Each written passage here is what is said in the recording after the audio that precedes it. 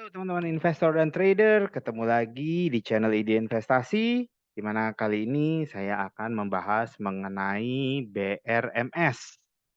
Judul yang saya kasih adalah BRMS adalah akan memulai valuasi fundamentalnya. Oke, jangan lupa teman-teman untuk like, subscribe, share videonya bila dirasa videonya ini membantu teman-teman dalam mengambil keputusan berinvestasi. Sebelum dimulai, saya akan memberikan disclaimer informasi dari Ide Investasi, di mana saya tidak mempunyai posisi pada saham BRMS dan saya tidak terafiliasi oleh emiten atau sekuritas manapun. Saya menyajikan data publik yang juga dapat diakses oleh halayak umum melalui situs emiten masing-masing, di mana video ini adalah sifatnya berbasis edukasi berbasis data dan bukan merupakan ajakan untuk membeli atau menjual.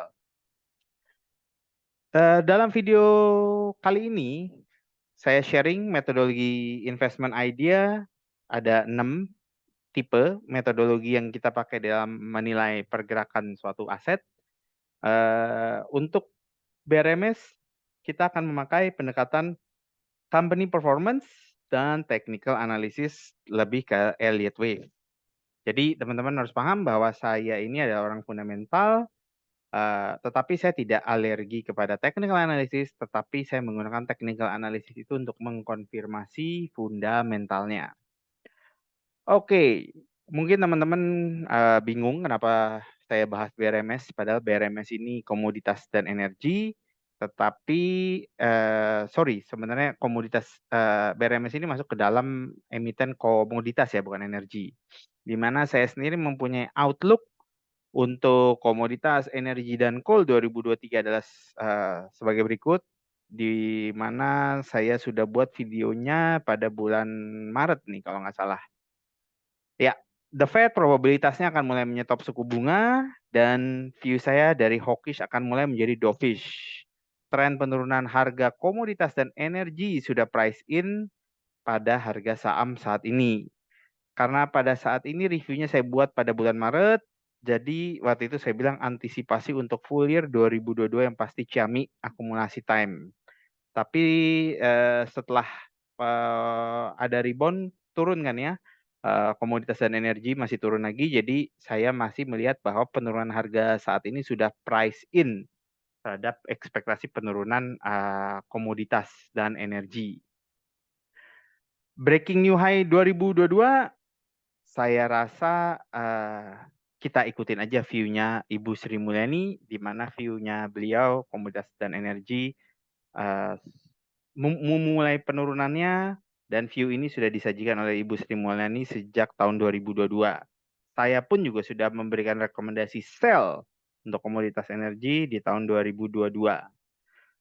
Untuk tahun 2023 ini view saya akan ada penurunan lanjutan secara harga ya. Untuk emiten komoditas dan energi, ekspektasi mungkin akan terjadi di kuartal 3 atau di kuartal 4 tahun ini. Oke, BRMS saya mau sharing sedikit mengenai, pemegang sahamnya. Kalau nggak salah ini adalah, dari Salim Group masuk sebagai Emirates Tarian dengan, 25% komposisinya, kemudian Grup Bakri, masuk, eee, masuk memakai, Bumi Resources dan dia tetap dianggap sebagai pengendali. Sedangkan, Financial Company Limited ini kalau nggak salah, dari, CEO-nya BRMS saat ini ya, itu kalau saya nggak salah.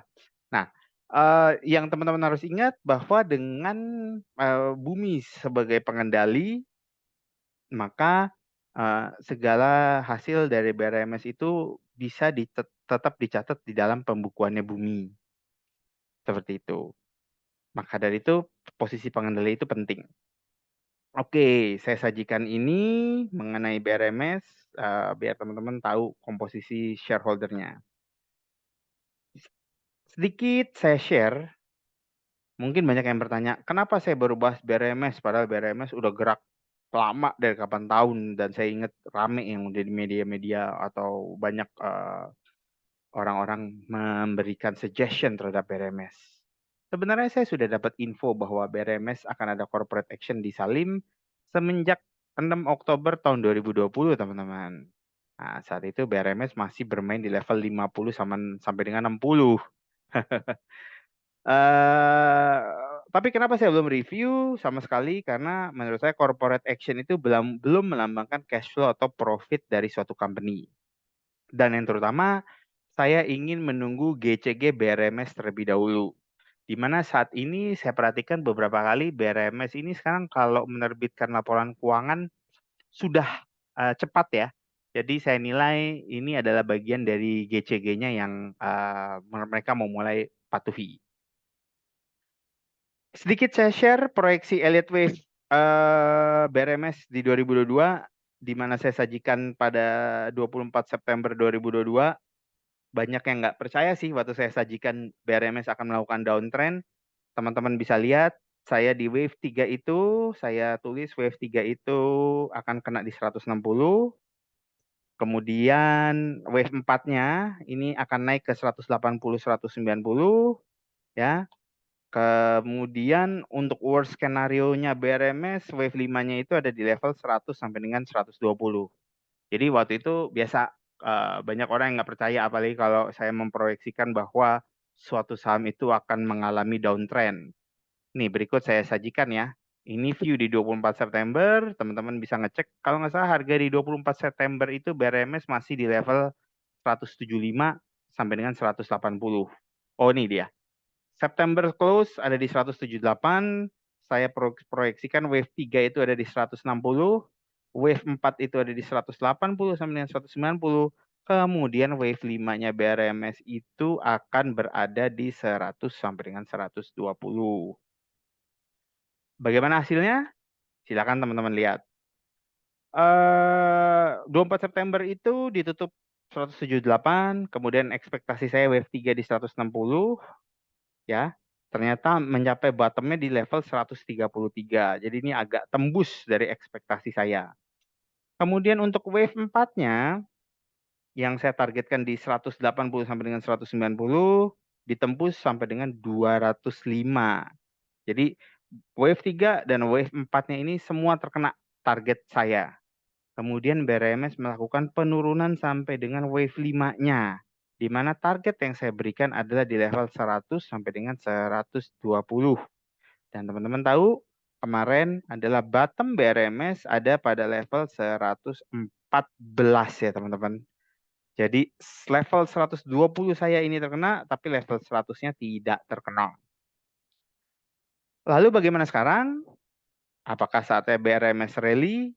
Mari kita cek dulu TFA dan TA-nya, yaitu Fundamental dan Technical Analysis dari BRMS. Ingat, prinsip saya adalah technical akan mengkonfirmasi fundamentalnya. Pendekatan fundamental. Beberapa valuasi pertambangan seharusnya itu memakai enterprise value per reserve, atau kalau mau factor in pendapatan, maka akan menghitung enterprise value per earning before income tax, depreciation, dan amortisasi atau EV per EBITDA. Saya kemarin sempat melakukan ini untuk menghitung DOIT ya teman-teman. Nah, tapi untuk BRMS ini saya akan mencoba memakai pendekatan price earning ratio dengan forward PE asumsi. Gitu. Oke, mari kita coba. Berikut saya sajikan, ini data dari manajemen ya. Data output emasnya BRMS. Ya, teman-teman bisa lihat dari tahun 2020, tahun 2021 dan tahun 2022 output emasnya selalu mengalami kenaikan, sehingga pendapatan dari penjualan emas itu selalu juga mengalami kenaikan ya teman-teman. Nah, untuk kita perbandingkan sebagai year on year, maka hasil kuartal 1 tahun 2023 adalah nyaris 100% hasil dari kuartal 1 tahun 2022. Sehingga revenue dari penjualan emas ini sudah 100% dibandingkan hasil dari penjualan emas pada kuartal 1 tahun 2022. Seperti itu. Jadi ini wow, ini lumayan signifikan nih nanti hasilnya BRMS di tahun 2023. Berikut kita juga lihat penjelasan manajemen ya. Ini adalah view manajemen yang dirilis pada bulan Mei, ya. Jadi dibilang sejak pertengahan Mei, pabrik telah dapat beroperasi dengan pemrosesan biji emas sebesar 1.000 ton biji per hari. Nah, kalau kemarin kalau tadi laporan kuartal pertamanya BRMS dibandingkan dengan laporan kuartal pertamanya BRMS tahun 2023 sudah 100% dibandingkan tahun 2022 kuartal pertama, maka expect akan ada yang lebih revenue yang akan lebih naik untuk hasil pada kuartal kedua karena ada kenaikan tambahan sekitar 1.000 ton biji per hari. Kemudian diharapkan ya akan mengalami kenaikan sampai dengan 2.000 ton biji per hari di bulan Juni. Wow. Jadi ini kira-kira akan ada kenaikan revenue yang luar biasa ya, teman-teman. Mungkin bisa akan impact-nya di kuartal 2 atau di kuartal 3. Kemudian rencana pabrik akan berkapasitas penuh pada level 4.000 ton di akhir Agustus. Berarti pasti fix bahwa di kuartal 2, 3, dan 4 kita akan melihat BRMS menghasilkan pendapatan yang jauh lebih baik. Seperti itu. Ya, manajemen juga sudah bilang ini akan berdampak positif pada kinerja keuangan perusahaan di tahun 2023. Untuk fundamental summary-nya ini saya sajikan, jadi teman-teman bisa melihat sendiri ya perbandingannya antara pendapatan, beban usaha, terus sama dengan kepada laba rugi usaha, ya. Memang kalau dilihat ya teman-teman penghasilan dari non-operation activity atau penghasilan dari bukan kegiatan operasional BRMS ini tinggi. Oleh karena itu, seperti yang teman-teman mungkin biasa ingat, saya jarang mengfaktor in atau jarang memasukkan laba rugi di luar operasi. Oke, kita lihat untuk laba rugi pada kuartal pertama kita bandingkan secara year on year dan kuartal per kuartal. Ini laba ruginya dalam bentuk US dollar. Ya teman-teman, kita lihat pendapatannya sudah nyaris double ya. Ini dalam bentuk US dollar ya teman-teman. Kemudian apa lagi nih?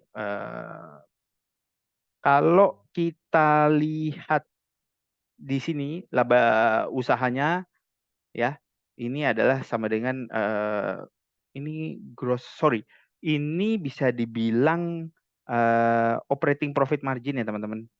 Level ini nih. Operating profit marginnya, wow ini lumayan cukup signifikan kenaikannya dibandingkan dengan tahun 2022 gitu.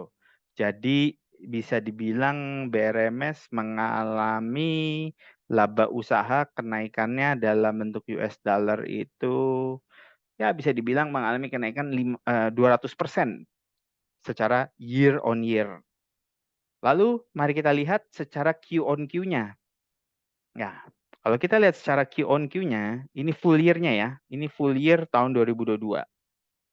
Pendapatannya BRMS ini yang di level 5.800 ya. Ini adalah sudah 50% dari pendapatan di tahun 2022. Jadi pendapatan di 2023 sebesar 5.800 adalah sudah 50% plus dari pendapatan tahun 2022. Ya. Sedangkan kalau dari laba rugi usaha, ya ini lumayan wow signifikan. Kuartal pertama ini sudah melebihi laba rugi tahun 2022 teman-teman. Gitu. Jadi kuartal pertamanya BRMS di tahun 2023 sudah melebihi laporan full year tahun 2022. Oleh karena itu ininya bagus, laba ruginya. Dan memang di tahun 2022 kemarin ada pemasukan signifikan dari penghasilan atau beban yang lain. Oleh karena itu ini tidak saya anggap. Karena variabelnya terlalu besar untuk dihitung. Jadi berikut estimasi saya ya. ini adalah tahun 2021 full year, ini tahun 2022 full year, ini adalah BRMS kuartal pertama, dan saya memberikan estimasi dari sisi saya untuk 3 kuartal berturut-turut, ya estimasi saya 3 kuartal berturut-turut tambahannya BRMS. Kalau dilihat ya, BRMS ini bisa dibilang saya hanya membuat faktor in bahwa BRMS ini jadi saya memfaktor innya adalah pendapatan selama 3 kuartal aja, karena saya belum berani untuk memberikan pendapatan terhadap 4 kuartal berturut-turut. Ya, jadi saya asumsikan pendapatannya itu akan mengalami kenaikan sebesar 150%, ya, dengan asumsi gross profit-nya, karena pasti COGS-nya akan naik atau beban penjualannya akan naik, mengalami kenaikan sebesar 25%, dan saya mengukur dari operating profit-nya, ya, bahwa akan mengalami kenaikan secara tahunan nih, ya, karena entah mengapa beberapa kali BRMS itu mempunyai kebiasaan mereka itu drop di kuartal keempat. Jadi saya hanya berani mengestimasikan bahwa terjadi peningkatan operating profit sebesar 100% secara year on year ya teman-teman ya. Jadi berada pada 33,4, dan semuanya ini dalam miliar rupiah, teman-teman. Dan kalau teman-teman lihat operating profit margin-nya BRMS ini saya berikan nilai 26%, meskipun secara tahunan, ya, secara tahunan operating profit margin-nya itu lebih kecil daripada 26%. Tetapi saya melihat dengan besarnya revenue yang akan dapat, maka maka operating profit margin saya estimasikan sebesar 26% dengan laba pada 33,4, seperti itu. Nah, karena kalau kita menghit dan untuk EPS-nya, earning per share-nya, ya, sekarang kita masuk ke earning per share, karena BRMS ini suka ada profit di luar operasi, ya, yang mengakibatkan EPS-nya naik tinggi. Oleh karena itu saya tidak akan memfaktor in net profit-nya. Sekarang yang saya akan hitung adalah lebih kepada operating profit-nya. EPS dari operating profit. Nah, EPS dari operating profit, ya. Nah, ini makanya saya bagi ada EPS from net profit, ya, yang lebih tinggi hasilnya, karena ini nih teman-teman kontribusinya. Ada pendapatan-pendapatan di luar operasi, ya.